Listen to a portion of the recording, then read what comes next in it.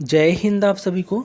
देखिए, ये हमारी एमपी पटवारी 2023 के लिए प्रैक्टिस सेट नंबर 17 है सामान्य प्रबंधन का, यानी कि टारगेट 25/25 में सामान्य प्रबंधन के आज हम 25 उन क्वेश्चनों को देखने वाले हैं जो व्यापम ग्रुप 2 सब ग्रुप 4 जो संयुक्त भर्ती परीक्षा है उसमें आपके प्रीवियस ईयर में पूछे गए हैं या इस बार आने वाले मोस्ट एक्सपेक्टेड क्वेश्चंस हैं। तो वीडियो को शुरू से अंत तक आपको देखना है और लास्ट में कमेंट करके ये ज़रूर बताना है कि इनमें से कितने क्वेश्चन आपसे बन रहे थे। पहले क्वेश्चन से ही शुरू करेंगे। पहला क्वेश्चन आपके सामने है कि TQM है क्या। तो TQM का फुल फॉर्म पूछा है। तो TQM होता है टोटल क्वालिटी मैनेजमेंट। तो टोटल क्वालिटी मैनेजमेंट इसका राइट आंसर हो जाएगा। अगला दूसरा क्वेश्चन देखेंगे। तुलन पत्र जिसे आप बैलेंस शीट बोलते हैं, इसका विवरण है। तो बैलेंस शीट है क्या। तो बैलेंस शीट जो है ना, सिर्फ देखो, बैलेंस शीट जो है परिसंपत्ति देनदारियों का विवरण होता है। इसमें पूंजी की स्रोत और पूंजी के अनुप्रयोग यानी दोनों का विवरण, यानी कि उपरोक्त दोनों 1 और 2 दोनों आंसर हो जाएंगे। अगला है, निम्न में से कौन सा विकल्प श्रम विभाजन से संबंधित है और कर्मचारियों के कौशल और कार्यकुशलता को बढ़ाता है। तो श्रम विभाजन यानी श्रम का विभाजन कर दें, ये काम कौन करता है।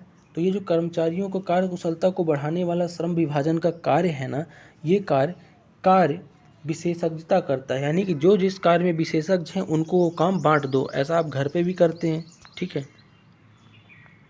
अगला क्वेश्चन है कि एक अच्छी विपणन योजना दूरदर्शिता और डॉट डॉट प्रदान करती है। विपणन क्या है। विपणन बोले तो मार्केटिंग को विपणन बोलते हैं।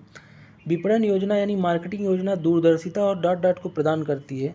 तो दूरदर्शिता के साथ साथ दिशा को भी प्रदान करेगी अगर अच्छी मार्केटिंग होगी। दिशा इसका राइट आंसर होगा। पांचवा क्वेश्चन देखेंगे कि इनमें से कौन सा अनुकार तकनीक का प्रकार नहीं है, वास्तविक कार्य स्थितियों को प्रेषित करता है तथा प्रशिक्षुओं द्वारा उपकरण कार्य में उपयोग लाए जाने वाले उपकरणों के समान है। तो इसमें से जो आपका बेस्ट व्यूल प्रशिक्षण है ना, ये आपका ये बताता है कि एक ऐसी तकनीक है कि जिससे वास्तविक कार्य स्थितियों को प्रेरित करता है और ट्रेनिंग लेने वालों के लिए द्वारा प्रयुक्त किए जाने वाले उपकरण को समझाता है।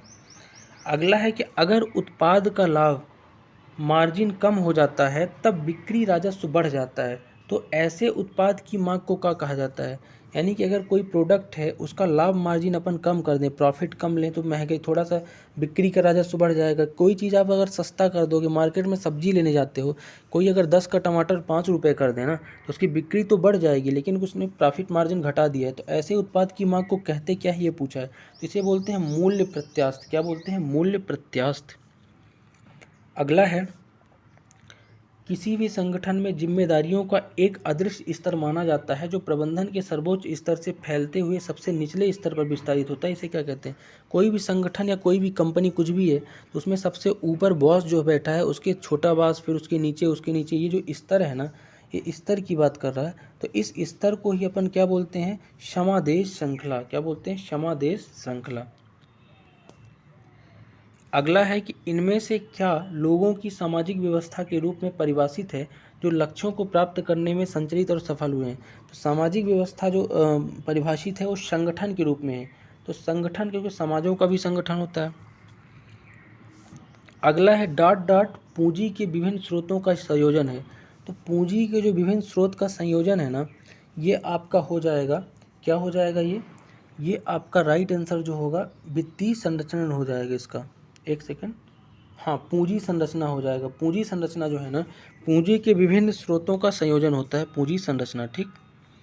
नेक्स्ट देखेंगे, डेटा का एक संग्रह जिसे अलग अलग लोगों द्वारा इस्तेमाल किए जाने के लिए डिजाइन किया जाता है डॉट डॉट कहलाता है।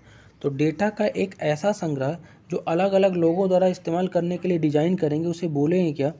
तो उसे बोला जाता है डेटाबेस, और इससे बनने वाले सिस्टम को डेटाबेस मैनेजमेंट सिस्टम, ठीक है। अगला है सोट, SWOT। ये अप्रोच एक संगठन के डॉट डॉट का आकलन है। सोट है क्या। तो सोट जो है आपका, इसका जो राइट आंसर हो जाएगा वो हो जाएगा ताकत, कमजोरी, अवसर और खतरे, ठीक है। यानी कि T फॉर थ्रेट हो जाएगा, O for opportunity, W for weakness और S फॉर स्ट्रेंथ, यानी स्ट्रेंथ, वीकनेस, अपॉर्चुनिटी और थ्रेट, खतरे, ठीक है। नेक्स्ट है कि डॉट डॉट एक सीमित समूह है, आमतौर पर एक छोटा सा बाजार होता है जो अच्छी तरह से सेवारत नहीं होता है। तो इसमें से ऐसा बाजार होता है आला बाजार। आला बाजार एक ऐसा सीमित समूह है जो छोटा बाजार है और अच्छे से सेवारत नहीं है। नेक्स्ट है उपभोक्ताओं के लिए निर्माता से एक उत्पाद लाने में शामिल विपणन, यानी जिसको आप मार्केटिंग बोलते हो, संगठनों के क्रम को इस रूप में निर्धारित करेगा। उपभोक्ताओं से निर्माता तक अगर उत्पाद ला रहे हैं ना, तो उसे क्या बोलते हैं? उसे बोलते हैं वितरण सरणी। नेक्स्ट है निम्नलिखित में से कौन सा कथन सत्य नहीं है वो बताना है। तो इसमें से जो सत्य नहीं है वो बताना है। तो इसमें से जो असत्य कथन है कि जब कंपनी हानिग्रस्त होती है, यानी कि इसकी परिपक्वता अवधि होती है जब कंपनी हानिग्रस्त होती है। ठीक है। नेक्स्ट देखेंगे कि क्षमता किसका मानक है। तो क्षमता मानक किसका है, यानी तो क्षमता जो है आपका, ये किस प्रकार एक प्रभावी ढंग से एक प्रबंधक अपने अंतर्गत काम करने वाले लोगों को प्रभावित करता है, उसको क्षमता बोलते हैं। कि उसकी क्षमता कैसी है कि उसके कार्य क्षमता से लोग प्रभावित हों। तो ये आपकी क्या है? क्षमता है। ठीक।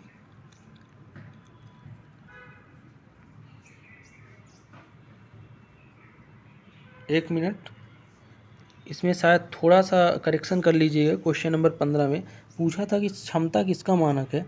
तो क्षमता जो है ना, किस प्रकार लक्ष्य को प्राप्त करने के लिए उत्पादकता संसाधनों का इस्तेमाल कर रहे हैं, ये आपका ऑप्शन नंबर 4 क्षमता हो जाएगा। क्षमता क्या है कि कोई भी व्यक्ति है अपने लक्ष्य को प्राप्त करने के लिए किस तरह से संसाधनों का यूज कर रहा है, वही तो क्षमता है। ठीक है। अगला है निम्न में से किसे कहा जा गया है कि व्यक्तिगत और संगठनात्मक आवश्यकताओं के संतुलन के लक्ष्य के साथ मानव संसाधन की नीतियाँ और कार्यप्रणाली संरेखित होनी चाहिए। तो ये जो है ना आपका मानव संसाधन दृष्टिकोण जो है ना, उसके द्वारा कहा गया है, मानव संसाधन दृष्टिकोण के द्वारा, कि व्यक्तिगत और संगठन आवश्यकता के संतुलन के लिए मानव संसाधन की नीति और कार्यप्रणाली को संरेखण होनी चाहिए। ठीक है। नेक्स्ट है कि प्रबंधन के प्रमुख कार्यों में से एक स्पष्ट दूरदर्शिता को अभिव्यक्त करना और संगठन के सदस्यों को सक्षम और ऊर्जामयी बनाना, ताकि लक्ष्यों को प्राप्त करने में अपनी भूमिका को समझ पाएं, या डॉट डॉट कहलाता है। तो ये जो चीज़ है ना, ये चीज़ आपकी कहलाएगी नेतृत्व। नेतृत्व यानी लीडर, जो नेता होता है, लीडरशिप ऐसी एक संगठन की विशेषता है, ये दूरदर्शिता दिखाती है और अपने जितने भी एम्प्लॉय हैं इनमें सामंजस्य स्थापित करती है। नेक्स्ट है कि एक व्यापार के लिए निधि इसके माध्यम से बढ़ाया जा सकता है। तो व्यापार निधि जो है ना, आप बढ़ा सकते हो ऋण और इक्विटी दोनों से। यानी कि अगर आप अपना व्यापार फैलाना है तो आप लोन भी ले सकते हो कहीं से भी, और इक्विटी मतलब अपनी साझेदारी दे के भी पैसा ले सकते हो। अगर कोई शार्क टैंक इंडिया देखता होगा, शार्क टैंक इंडिया, तो इक्विटी और लोन समझता होगा डेप्थ। अगला देखेंगे, एक व्यापार के संचालन की लाभप्रदता में माप में से एक है। व्यापार के संचालन की लाभप्रदता के माप में से जो एक है आपका, वो है आंतरिक प्रतिफल दर। तो आंतरिक प्रतिफल दर जो है ना, व्यापार के संचालन की लागत का लाभप्रदता का माप है। अगला क्वेश्चन देखेंगे कि इस प्रोत्साहन की विधियों में से किसमें कर्मचारियों को कंपनी के लाभ का एक हिस्सा प्राप्त होता है, जिसकी सामान्य रूप में स्थानीय लाभ के 1% की गणना होती है। तो लाभ का हिस्सा जो प्रोत्साहन राशि के रूप में प्राप्त होता है, उसे बोलते हैं लाभ सहभाजन, यानी कि लाभ सहभाजन। ऑप्शन नंबर 3 राइट होगा।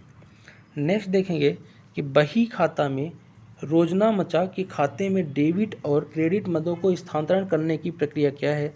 तो क्रेडिट और डेबिट के स्थानांतरण करने की बही खाता की जो प्रक्रिया है ना, उसे हम बोलते हैं प्रविष्टि। क्या बोलते हैं? प्रविष्टि। नेक्स्ट क्वेश्चन देखेंगे, एक सेकंड। डेबिट जो कि आता है एवं क्रेडिट जो कि चला जाता है, ये डॉट डॉट का नियम है। तो डेबिट मतलब डेबिट कार्ड जब यूज करते हो तो पैसे निकल जाता है, मैसेज आता है ना आपके मोबाइल में, पैसे निकला डेबिटेड। क्रेडिट मतलब आ गया खाते में, तो क्रेडिट। ठीक है, ये है क्या? तो ये जो नियम है ना, ये आपका नियम संपत्ति लेखा का नियम है। क्या है? संपत्ति लेखा।